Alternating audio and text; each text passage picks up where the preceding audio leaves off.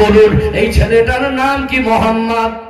ও ভাই জানে না সোনার মানিক যুবকেরা, আব্বারা মায়েরা, আল্লাহ নবীর চাচা আবু তালেব আশ্চর্য হয়ে গেলেন, এই ছেলেটার নাম যে মোহাম্মদ, এই বৃদ্ধ মানুষটা কি করে বুঝলো? উনি বললেন, ও নবীর চাচা, এমনি করে অবাক হওয়ার কিছু নেই।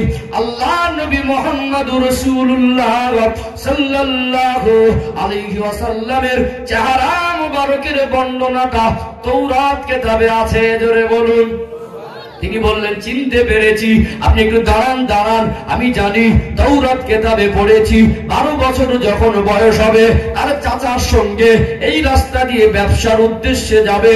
আজকে আমি কয়েকদিন ধরে অপেক্ষা করছি একবার নজর দেখার জন্য। এমনি আমি আমার গির্জা থেকে বার হই না, অমনি বেরিয়ে ওখানে থামিয়ে দিলেন। আল্লাহ নবী চাচাকে নামালেন, বললেন, একটু আমার সময় দেন, আমার মনের বড় ইচ্ছা, আমার মনের বড় আশা, আমি একটু মেহমানদারি করব।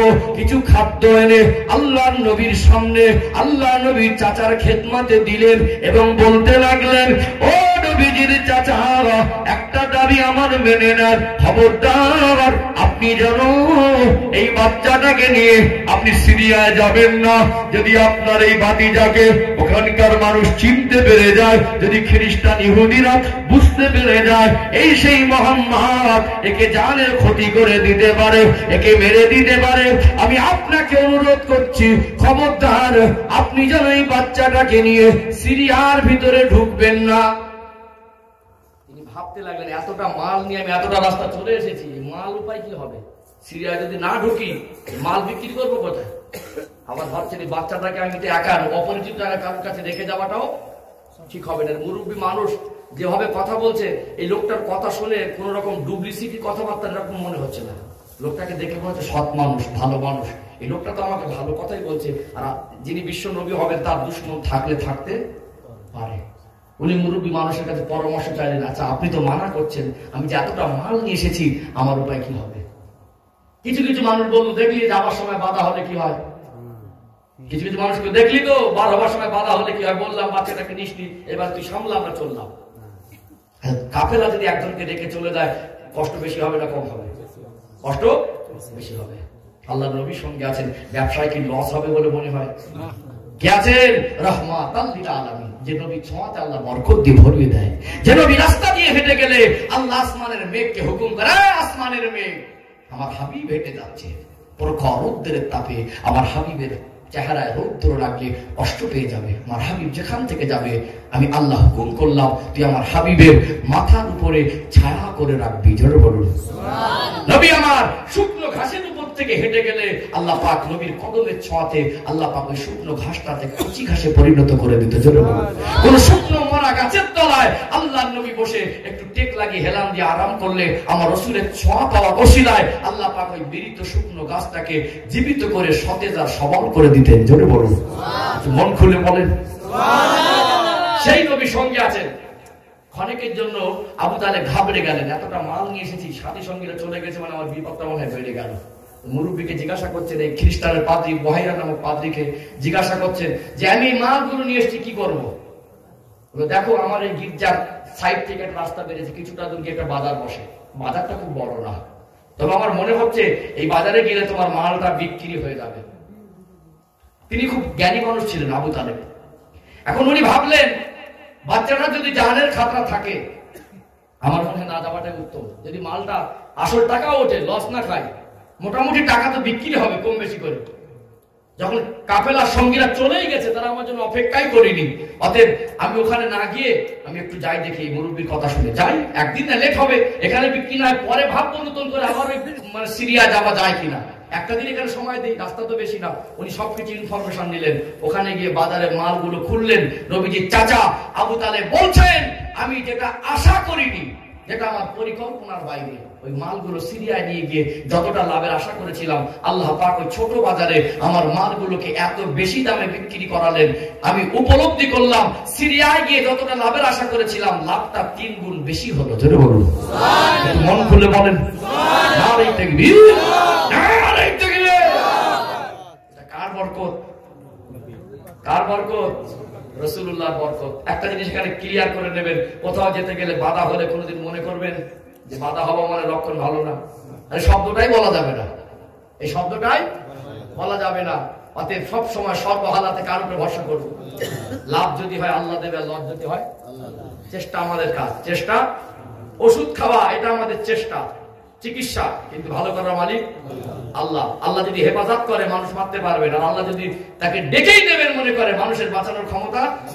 অনেক ছোট ছোট বাচ্চা দেখবেন ছাদ থেকে পড়ে যায়, একটা হাড্ডিও ভাঙে না, দেখেছেন তো নাকি?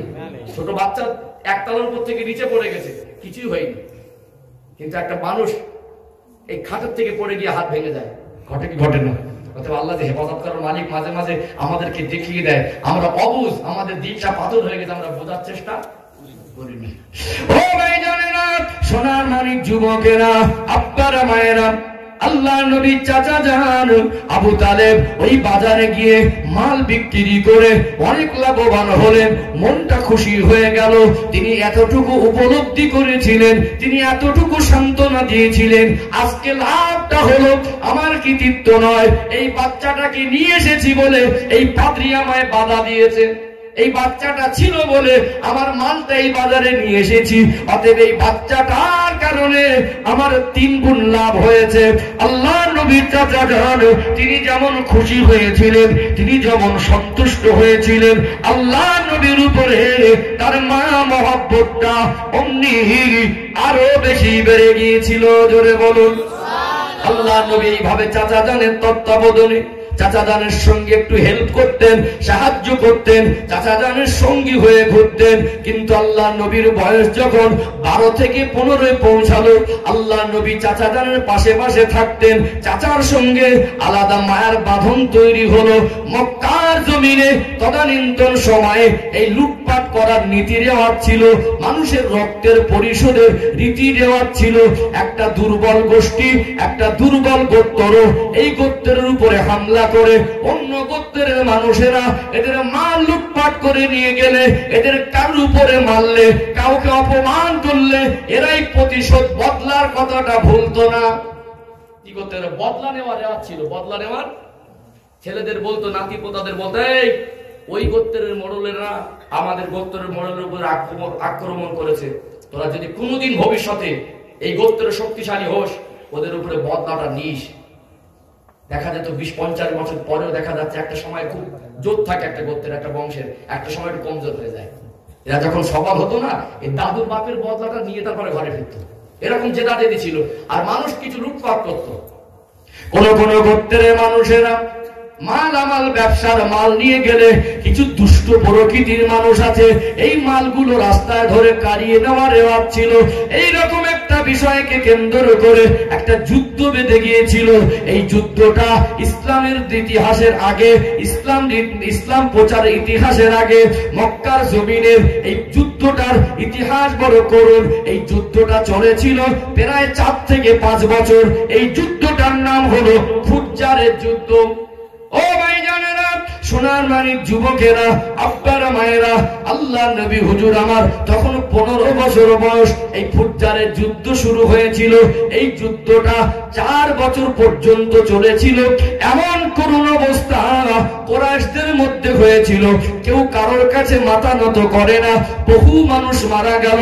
রাতের বেলা শান্তির ঘুম নেই, দিনের বেলা মনের আরামের খাদ্য পেটে যায় না। কি মনে করতেন? চিন্তা করতে লাগলেন, মানুষ এই যুদ্ধটা কোন রকমে থামাতে পারছেন না। এক পক্ষ আর এক পক্ষের উপর আক্রমণ করে, আর এক পক্ষ আর এক পক্ষের উপর আক্রমণ করে। কেউ কারোর কাছে মাথা নত করে না। মীমাংসা আপোষের জন্য কেউ একমত হয় না। 4 বছর ধরে যুদ্ধ চলাকালীন কত ছোট ছোট বাচ্চা আব্বা হারা হয়ে গেল, কত ছোট ছোট বাচ্চা এতিম হয়ে গেল। সংসারে বড় অভাব, এত কষ্ট। মহিলা মানুষ ওই যুদ্ধ চলাকালীন ইনকাম তেমন ছিল না, তেমন রোজগার করতে পারত না। এত কষ্টের ভিতর থেকে জীবন অতিবাহিত হতে লাগলো। যুদ্ধ যখন হয় তখন সবাইকে তার দলের হয়ে ঝাঁপিয়ে পড়তে হয়। কুরাইশরা এমনি বেরিয়ে পড়তেন। আল্লাহ নবী তিনি এই যুদ্ধে অংশগ্রহণ করেছিলেন। আল্লাহ নবী তিনি কোনো দিনের জন্য কাউকে আঘাত করেনি। চাচাজানের পাশে পাশে থাকতেন, চাচাজানকে একটু সহযোগিতা করতেন। এই 4 থেকে 5 বছর যুদ্ধ চলাকালীন বলুন তো দেখি দেশের অবস্থা ভালো থাকবে না খারাপ হবে? তখন তো মানে যুদ্ধটা আলাদা, যুদ্ধ অস্ত্রের যুদ্ধ। এখন সব অ্যাটম বোম, পারমাণবিক অস্ত্র, এখন সব মিসাইল, এই যুদ্ধ হচ্ছে নাকি? তারপর রাশিয়া ইউক্রেনের যুদ্ধ মানে এখন থামিনি। রাশিয়ার ইউক্রেনের যুদ্ধ কত 2 দেশের ক্ষতি হচ্ছে না, হয় না? তখনকার যুদ্ধ তাতেও ক্ষতি ছিল, অনেক মানুষ মারা গেল 2 পক্ষে। একটা গার্জিয়ান যদি মরে যায়, বাড়িতে 4-5টা সন্তান থাকে, একটা মহিলা মানুষ সামলাতে পারবে?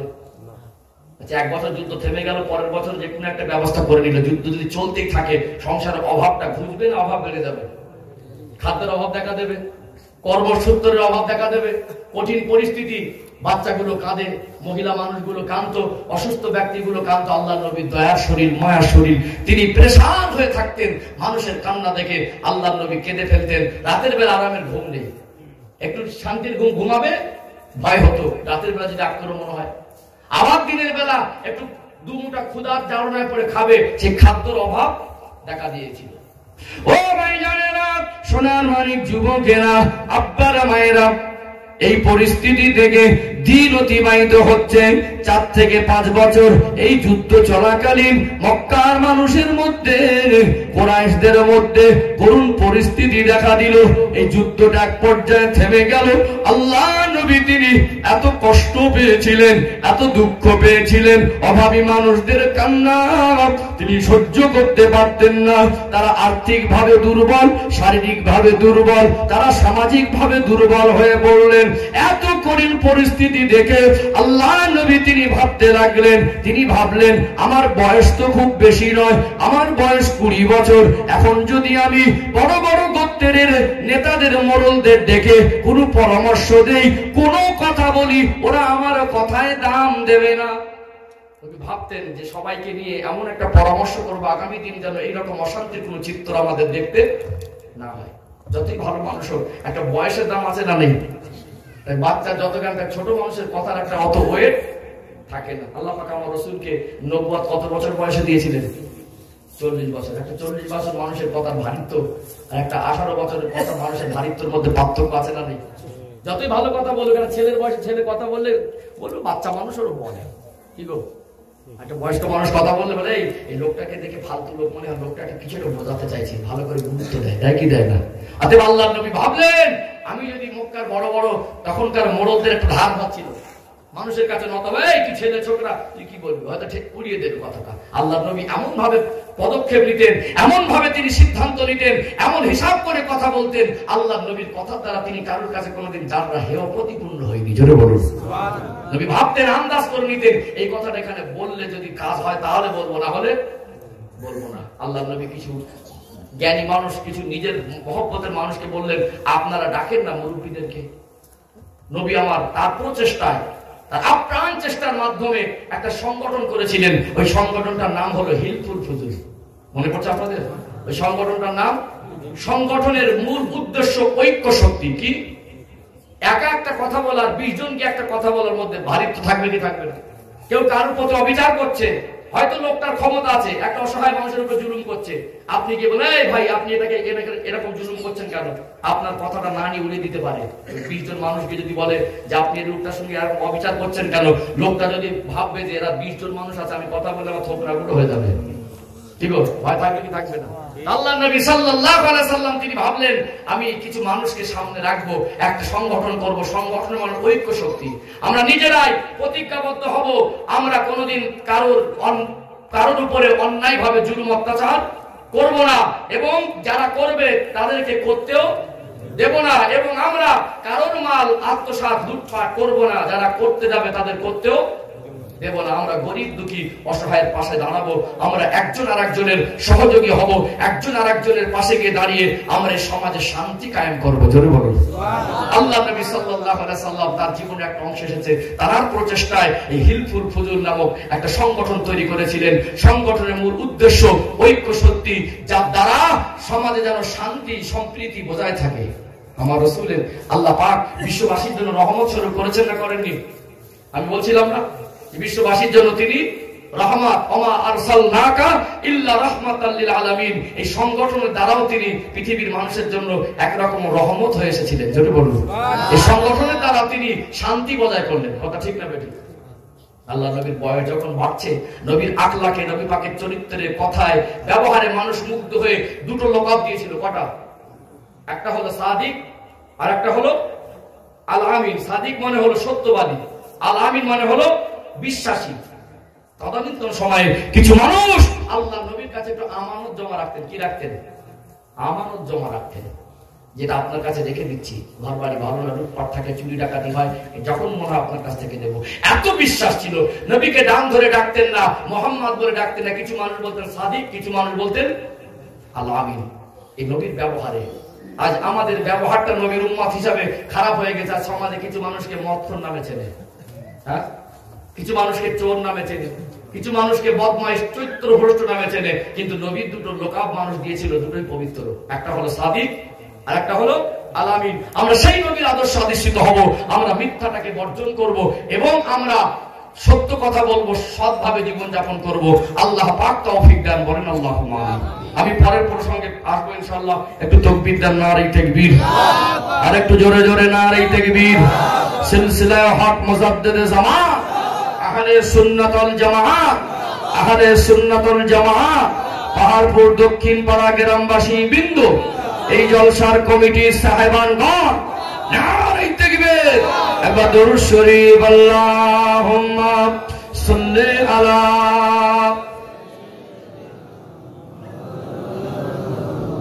ওয়া আলা আলি সাইয়্যিদিনা। দরুদ শরীফ পড়ছি কার মহব্বতে? নবীর ভালোবাসায়। পৃথিবীর যে কোনো প্রান্ত থেকে যখন দরুদ শরীফ পড়ে উম্মাহ, আল্লাহ কিছু ফারিস্তাকে নিযুক্ত করে রেখেছেন, নাম ধরে রাসূলুল্লাহ রওজা মোবারকে দরুদের তোহফাটা পাঠিয়ে দেয়। জোরে বলুন সুবহানাল্লাহ। আমরা নবীর প্রতি দরুদ শরীফ পড়ছি। দরুদ শরীফ পড়লে প্রথম ফায়দা, সংক্ষিপ্ত বলছে, অনেক ব্যাখ্যা আছে দরুদ শরীফ ফজিলত। 10টা রহমত হবে আর 10টা গুনাহ মাফ হবে। জোরে বলুন সুবহানাল্লাহ। আর 10টা নেকি পাওয়া যাবে। 10টা নেকি, 10টা রহমত আর 10টা গুনাহ মাফ। এটা প্রথম ফজিলত। বুঝতে পারছেন? তাহলে দরুদ শরীফ ভক্তি ভরে পড়তে হবে কি হবে না? একটু সবাই মিলে পড়েন না, আল্লাহুম্মা সাল্লি আলা।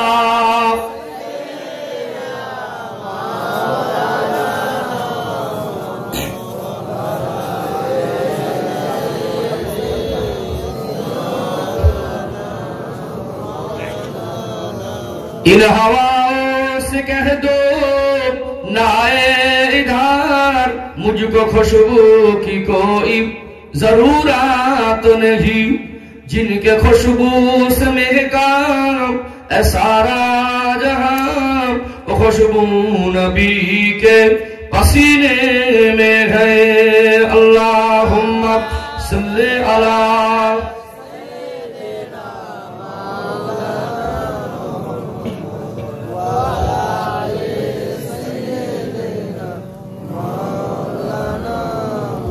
इन हवाओं से कह दो न आए इधर, मुझको खुशबू की कोई जरूरत नहीं, जिनकी खुशबू से महका सारा जहां, वो खुशबू मदीने में मौजूद है।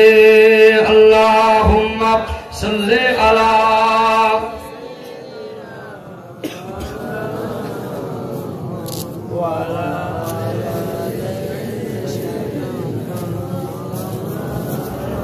একটু জিকির করেন, লা ইলাহা ইল্লাল্লাহ, লা ইলাহা ইল্লাল্লাহ, লা ইলাহা ইল্লাল্লাহ, মুহাম্মাদুর রাসূলুল্লাহ।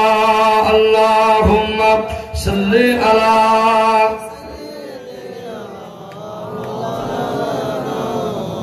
ওয়া আলা আলি সাইয়্যিদিনা। সম্মানিত উপস্থিতি, আমার মুরব্বী বাপজিরা, নওজোয়ান তরুণ যুবক ভাইরা, আল্লাহর নবীর বয়স 20 বছর প্লাস। কত বছর প্লাস? 20 বছর প্লাস। নবী আমার ভাবতেন আমি একরকম বেকার, চাচাজানের কাজে সহযোগিতা করলে আমি যদি পার্সোনাল ভাবে কিছু ইনকাম করে চাচাজানের হাতে দিতে পারতাম, চাচাজানের মনটা একটু খুশি হতো। মন চায় কি চায় না, ছেলে যখন বড় হয় তারও মনে একটা দায়িত্ব থাকে, আব্বা যারা এত কষ্ট করে মানুষ করেছেন, এখন যদি আমি ইনকাম করে আব্বার হাতে কিছু দেই, আব্বার মনটা খুশি হবে। চাচা তো সন্তানের মতো করে মানুষ করেছেন, সে 8 বছর বয়স থেকে চাচা দাদার কাছে। অতএব আমার চাচা দাদার হাতে যদি কিছু তুলে দিতে পারতাম, একটা ভালো কাজ পেলে করা যেত। নবী ভাবতেন। নবীজির ফুপুমা ছিল, ফুপু বলেন তো আপনাদের দিকে নাকি? 6টা। কটা? 6টা। নবীজির আব্বারা ছিলেন 10 ভাই, আর নবীজির ফুপুমারা ছিলেন 6 বোন। তার মধ্যে একটা ফুপুমার নাম হলো আতিকা। কি নাম? আতিকা। এই আতিকার সঙ্গে সম্পর্ক ছিল আম্মাজান খাদিজা তাহেরা রাদিয়াল্লাহু আনহা। অতএব তিনি একটা কাজ খুঁজছিলেন, এমন সময় এই আতিকার সঙ্গে আল্লাহর নবী ফুপুমার সঙ্গে মনের কথা হতো, সম্পর্ক ভালো ছিল। এক পর্যায়ে মনের কথা কখনো কখনো বলতেন, ফুম্মা আমি যদি আমার কিছু পার্সোনাল ইনকাম করে চাচারা হাতে দিতে পারতাম মনে ভালো হতো। বলে আমি কি কোনো ভালো কাজ দেখবো? বলে আপনি কি কাজ দেখবেন? তো কথায় কথায় মনে পড়ে গেছে খাদিজার সঙ্গে কথা হতে হতে তদানীন্তন সময়ে আম্মাজান খাদিজা তাহেরা